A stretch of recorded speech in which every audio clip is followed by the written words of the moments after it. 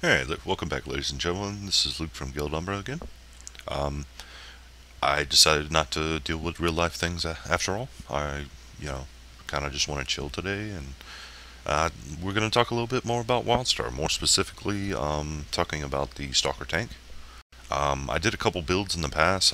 I noticed a few dislikes, and I understand why. Even if they didn't comment on why they disliked the video. So I wanted to do an update. There's a tremendous amount of nerfs that came to the Stalker, both on the DPS and the tanking side. I won't talk about them too much, other than that, just to make you aware of them. Uh, but anyway, we're going to go over a tank build that I was using in open beta prior to the changes. So again, this build might not be very up to date. However, it's one that I thoroughly enjoyed doing, and it addressed a couple of the issues that I had with the other builds that I was already did videos with. So anyway, let's dive right in. Uh, of course, you're going to be using Nanoskin Evasive as the tank, so not much to cover there. That's just a stance that produces more threat, increases our resistances. I believe it does deflect as well. So anyway, first ability is Whiplash. It's our basic attack. Builds threat. Not a whole lot of threat, but it builds some threat. Can hit up to 5 foes.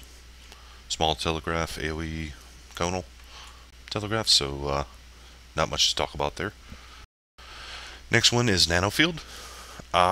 Before I talk about the ability, there was one thing that I wanted to address, and that was the amount of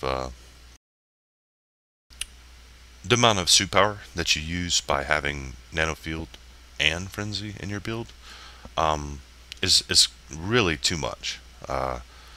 You're very limited to just auto attacking at that point, and that may or may not be why some people disliked my videos of the builds I had previously. But anyway, just wanted to address that. But Nanofield, it's a dot ability. First press activates the dot. It deals technology damage to 5 foes every 1 second for 5 seconds, and heals you for a certain amount of that damage that you deal. Second press ends the field early, and it deals more technology damage to 5 foes, and heals yourself for more amounts. So this is going to be your main ability that you kind of want to keep up. As you'll see when we touch on the amps, we'll kind of go from there and address this ability again. But for now, that's what that ability does. Decimate. It's a huge deal as a Stalker tank to keep this up as much as possible on your enemies. But what it does, it's on proc ability. After you get a deflect, you're able to use this ability. And what it does is it deals physical damage and applies a weaken to 5 foes, which reduces your damage dealt based off how many tiers you have. Right now I have this at max tier, so it reduces the damage you dealt to you by 18%. So a pretty big deal. I'll go ahead and address this now. Frenzy was something that I'll just throw it out there. The stealth bonus that it does, the absorb it gives, is very minimal. And that, coupled with the fact that it's channeled and uses a lot of suit power, I choose not to use it in this build.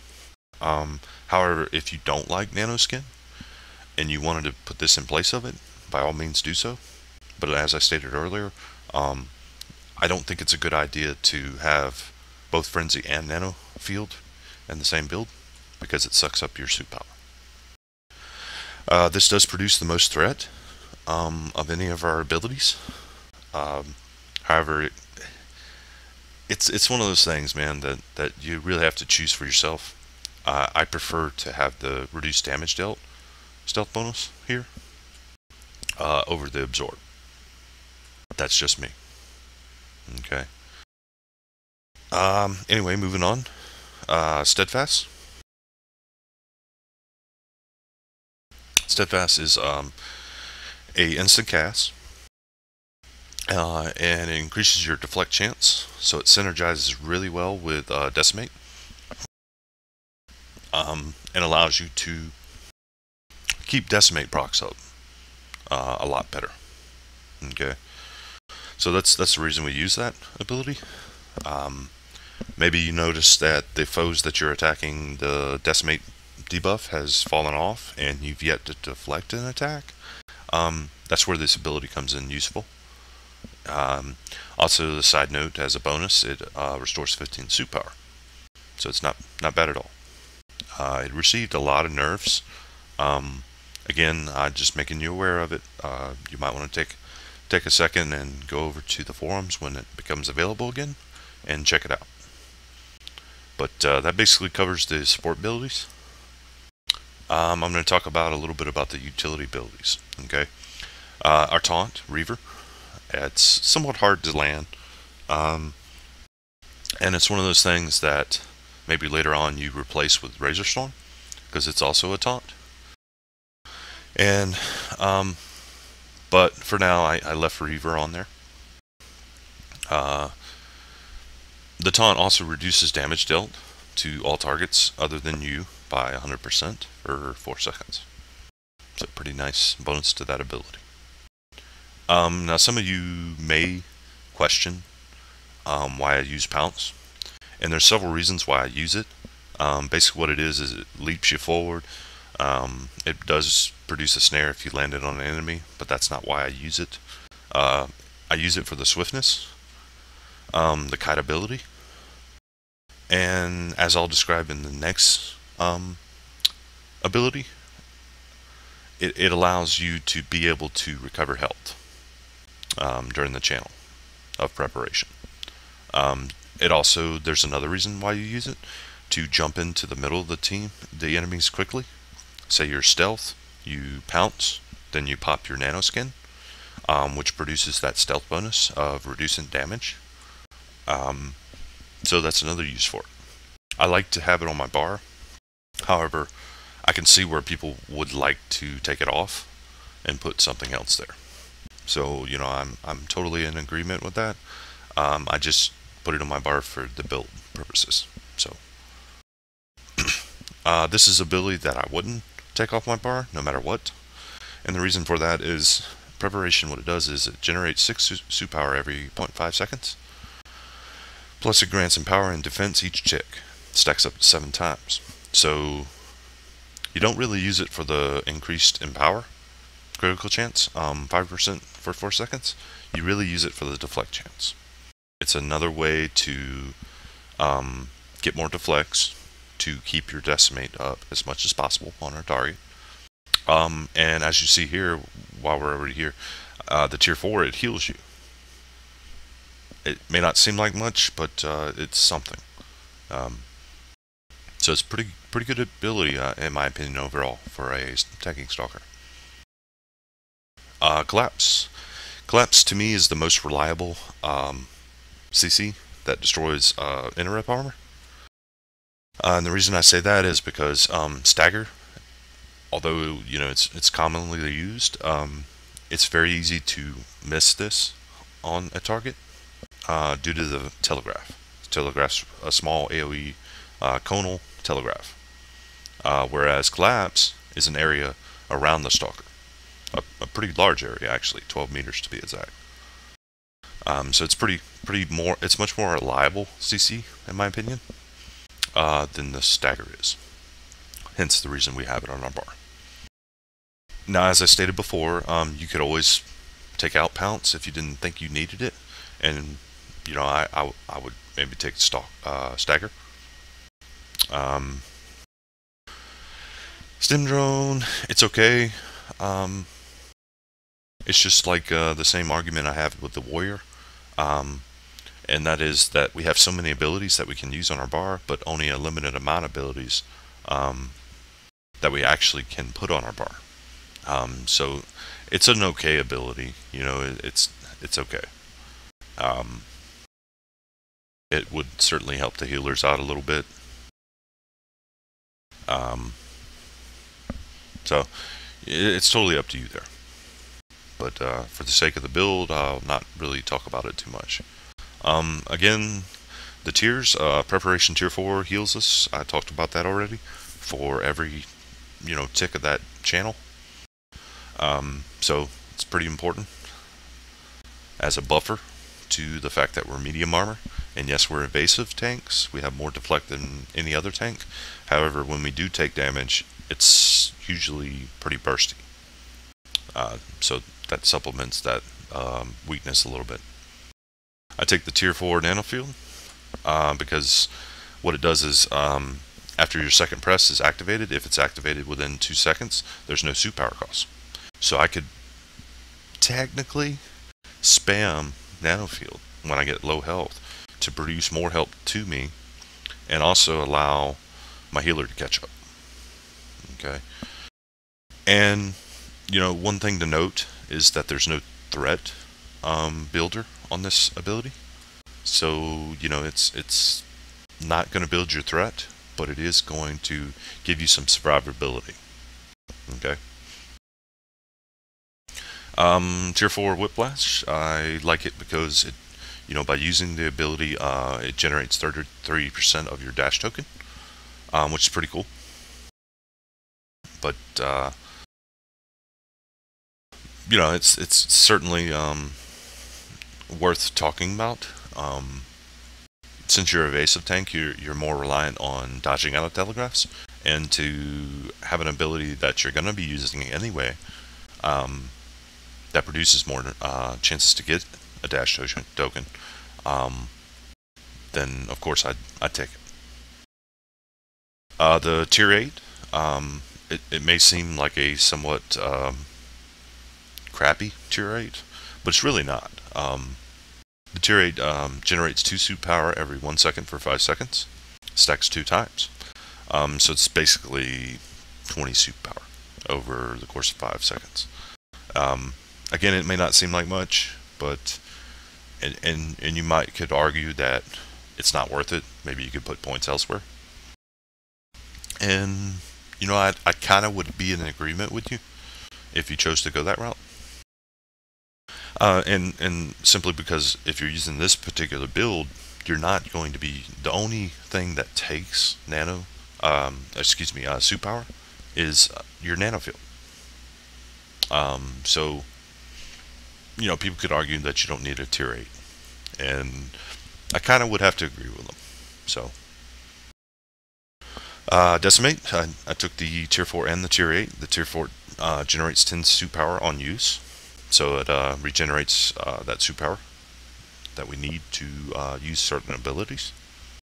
The tier 8 grants 25 support power for 10 seconds.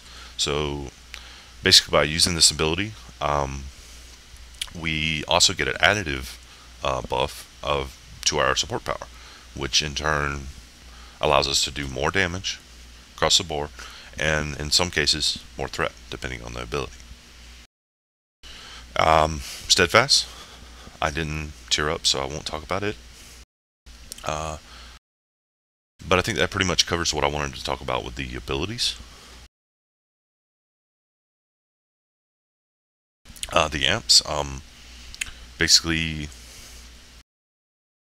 what we got going on here is amps are similar to skill trees in other MMOs, which might increase static stats, or it might be in the event of a critical hit or ability usage, it does this.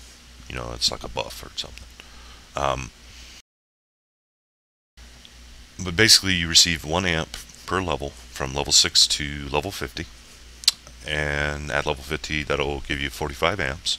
In order to get the 55 amps total maximum, you have to get something called Elder Gems.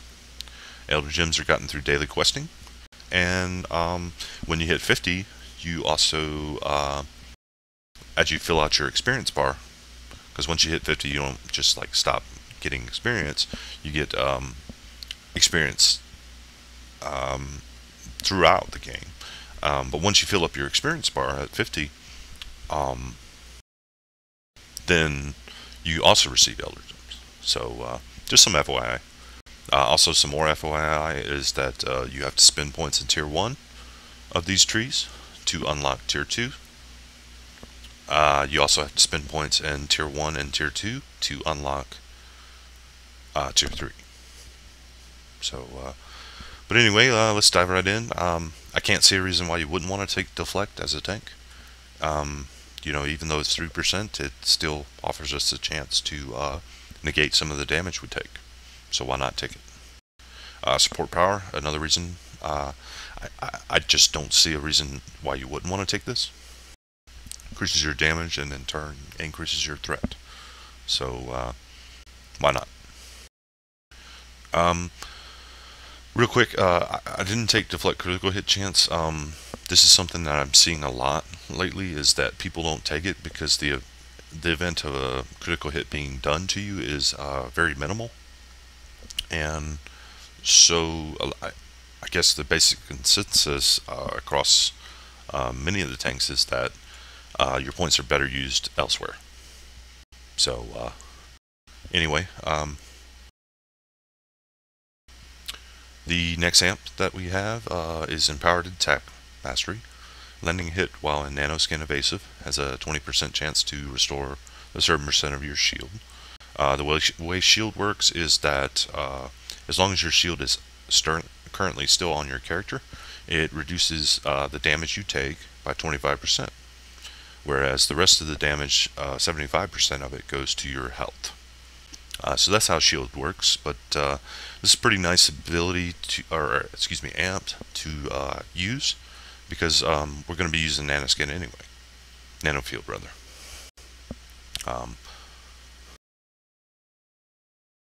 They changed this, wow. So, while in our stance, nanoskin evasive, you have a 20% chance to restore a certain percentage shield. My bad on that, guys. Something that they changed. It used to be on the procs of nanofield, it would restore shield. But in a way, I'm kind of glad they changed that, because it really was overpowered. The next one is Forbearance. Deflecting an attack grants a stack of Forbearance for 6 seconds. When the stack count reaches 6, Forbearance is consumed and heals you for 51% health. So pretty nice. Avoidance Mastery. When you dash, you gain a defense. Defense reduces the damage you take by 6% for 6 seconds. Hopefully as a evasive tank, a Stalker tank at that, you're going to be dashing to get out of telegraphs. Or maybe trying to kite a boss or something. You're going to want to be dashing, so that just means that by taking this amp, it helps your mitigation a little bit, which is always needed and wanted. The next amp I chose is Last Stand. When dropping below 1% health, you gain an invulnerability, which means for the next 3.5 seconds you cannot be killed, and you recover 70.5% health every 0.5 seconds for 3 seconds. This can only occur every 2 minutes. It's still a very nice ability to have, amp to have, in my opinion, because in most situations, if your tank dies in a dungeon or a group or a raid or whatever, and you're the only tank, your group's probably going to be resting in peace very soon. So this helps, in the event that, whatever the situation may be, allows you to pop back up and not die, and continue doing your job.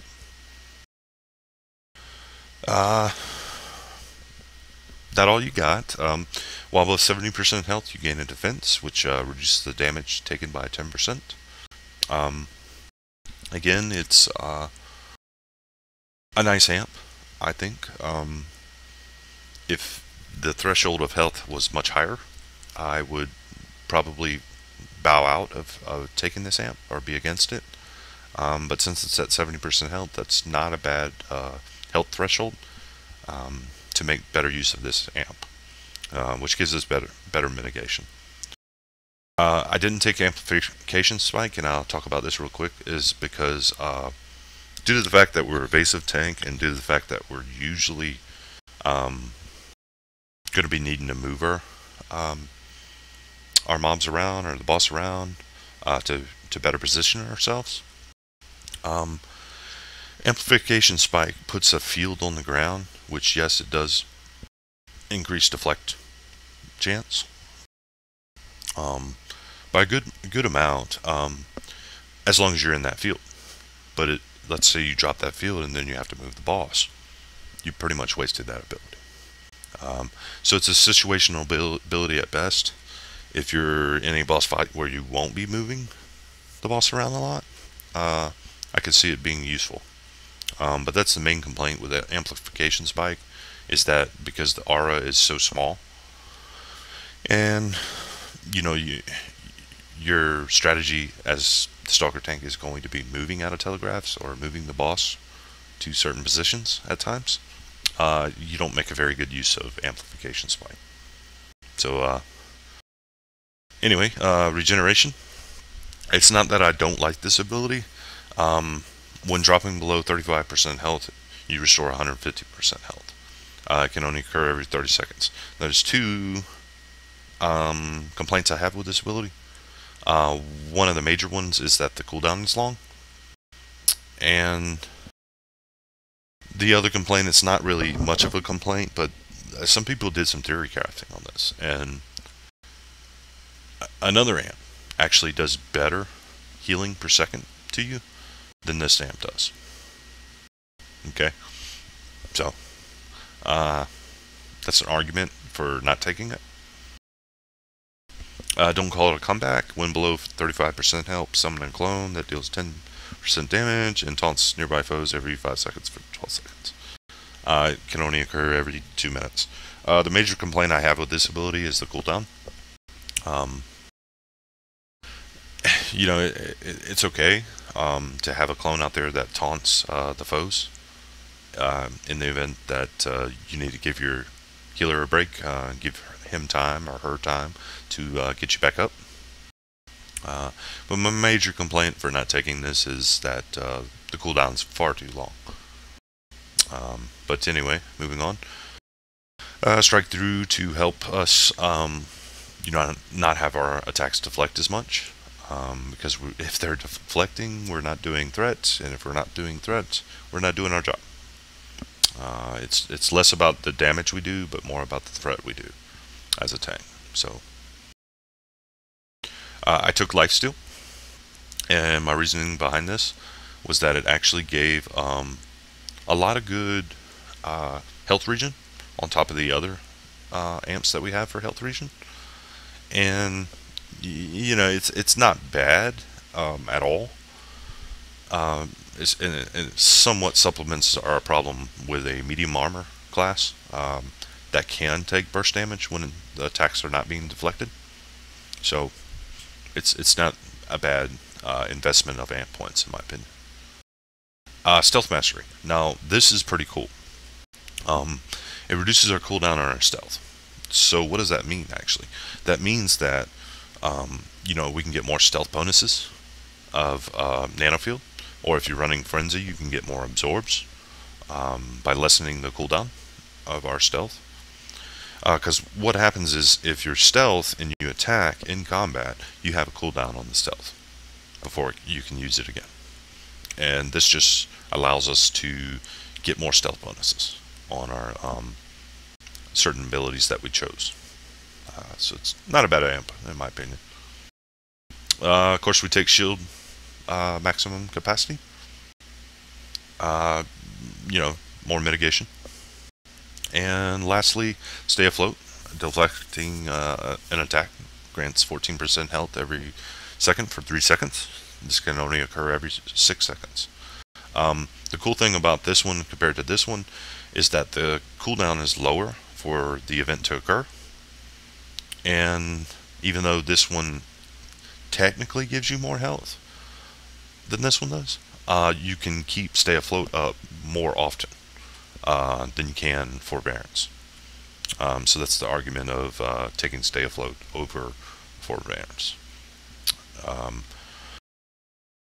I think that pretty much covers what I wanted to talk about as far as ability tiers, and amps for the tank and stalker. Real quick in the state of the game, I still think the stalker tank is the best tank right now in the game. The engineer's a lot closer now with the nerfs to the stalker to being one of the better tanks in rated environments and grouping.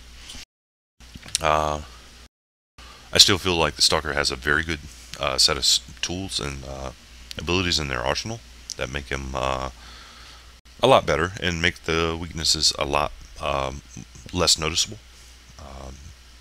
So I still believe the Stalker tank is the better tank. I had a whole lot of fun with them anyway. I find them to be relatively easy to learn. But also more engaging than the warrior tank was. In other words, you're not going to get too bored with the playstyle of the Stalker.